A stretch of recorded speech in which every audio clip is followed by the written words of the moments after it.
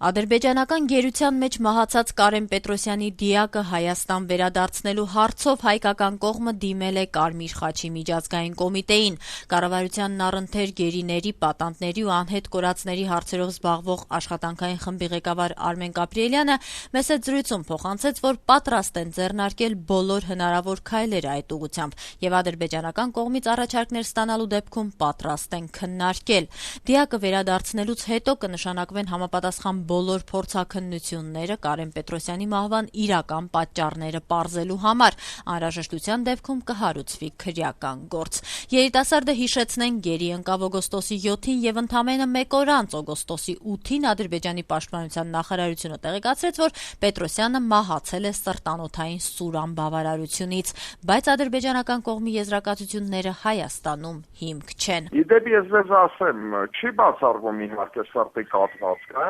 բայց անգամ եթե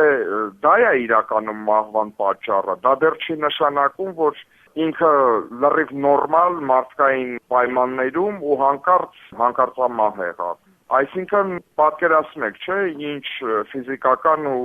հոգեբանական ճնշում են գործադրել։ Երիտասարդը հիշեցնենք Չինարի գյուղից է։ Չինարիի գյուղապետ Սամվել Սաղոյանը մեզ փոխանցեց, որ Կարեն Պետրոսյանը ճիշտ է, մտավոր խնդիրներ ունեցել է, բայց սիրտը եղել է լրիվ առողջ։ Արմեն Գաբրիելյանը եւս վկայակոչելով նրա բժշկական քարտում եղած տեղեկությունները, նշեց, որ այնտեղ սրտանոթային որևէ հիվանդության մասին խոսք չկա։ 33-ամյա տղա էր, ասենք, եթե ինչ-որ ԻՑՆ կամ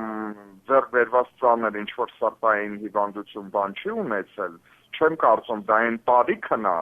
որ միանգամից ինչ-որ սրտի խնդիր մոտ առաջանար։ Սրտի կաթվածը, պատկերացնեք, դա սարսափից կարա լինի, վախ չէ, սարսափը։ Իսկ իրա մահանալուց առաջ վերջի այն կադրերը, որոնք ադրբեջանական սայտերում կային, անձեն աչքով էր երևում, թե ինչ սարսափ է գրված այդ տղայի դեմքին։ Եթե Ադրբեջանը չհամաձայնի վերադարձնել երիտասարդի դին, ապա դա ըստ Գաբրիելյանի եւ հայկական կողմին եւ միջազգային կազմակերպություններին հիմք կտա եզրակացնել, որ մահվան պատճառը կեղծվել է։ Փորձեցի ճշտել, իսկ արդյոք հայկական կողմը կհամաձայնի վերջերս Քարվաճառում սպանված ադրբեջանցի դիվերսանտի դին փոխանակել Կարեն Պետրոսյանի դիակի հետ։ Իհարկե սցենարի զարգացման մի քանի տարբերակ կա, հնարավոր զարգացման տարբերակներից մեկն էլ այն է, որ փոխանակում լինի։ Առաջարկներ ունենալու դեպքում իհարկե կքննարկենք։ Ադրբեջանական կողմը, ինչպես հայտնի է, Կարեն Պետրոսյանին ներկայացնում է որպես զինված դիվերսանտ։ Ադրբեջանի իշխանությունների հրապարակած հարցաքննության տեսանյութում նրա հագը զինվորական համազգեստ է, բարձրաստիճան զինվորականի ներկայությամբ հայ գերուն տեսախցիկների առջև ստորացնելով ստիպում են ներում խնդրել Ադրբեջանի նախագահից։ Մինչդեռ Ազատություն ռադիոկայանի ադրբեջանական ծառայության թղթակիցները այցելելով Աղբուլաղ գյուղ, բնակիչներից պարզել են, որ Կարեն Պետրոսյանը գյուղում հայտնվել է մենակ, անզեն, առօրյա հագուստով եւ ընդամենը թեյ եւ ծխախոտ է խնդրել։ Ես ամաններն էի լվանում, հանկարծ լսեցի մեկը ձայն է տալիս, հարցրի ինչ ես ուզում, ով ես, ասում էր թեյ, անընդհատ նույն բանն էր կրկնում, մի տեսակ տարօրինակ էր խոսում։ Հետո տղաս եկավ, հարց ու փորձ արեց, հարցրեց ինչու ես վախեցնում մորս, քրոջս, իսկ նա թե երդվում եմ, ինձ մոտ զենք չկա։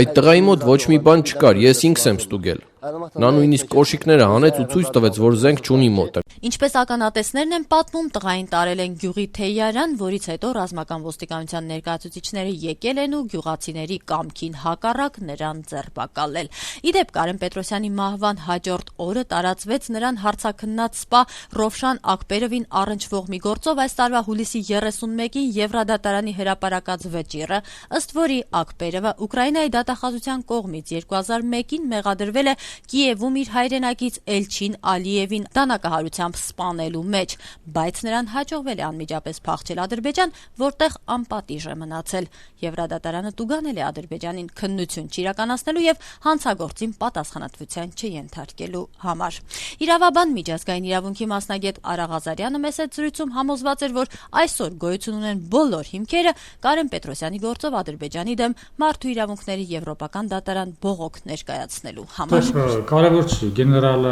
թե ինչ անձնավորությունը, էականը իրավազորությունն է, տարածքը գտնում է Ադրբեջանի իրավազորության ներքո։ Պլյուս նա գտնվել է պետական մարմինների բացառիկ իրավազորության ներքո։ Նշանակման նման պայմաններում ցանկացած բան, որ պատահում է անձի հետ, անմիջապես վերագրվում է պետությանը։ Հիմա այս տղայի պարագայում ձեր կարծիքով ինչն է խախտվել։ Առաջին կյանքի իրավունքը, երկրորդ անմարդկային վերաբերմունք, նվաստացուցիչ վերաբերմունք, դա մենք տեսանք նրան հարցաքննելու եղանակներ, եւ երրորդ անձնական կյանքի տիրույթում է խնդիրը, որովհետեւ իցույց ամբողջ աշխարհի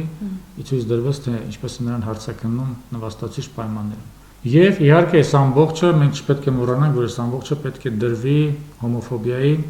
կոնտեքստում եւ գործը այդպես ներկայացվի, որովհետեւ ես ուզում եմ պնդել, որ Կարենը կյանքի ձեռքվել է, որտեղ նա հայ էր։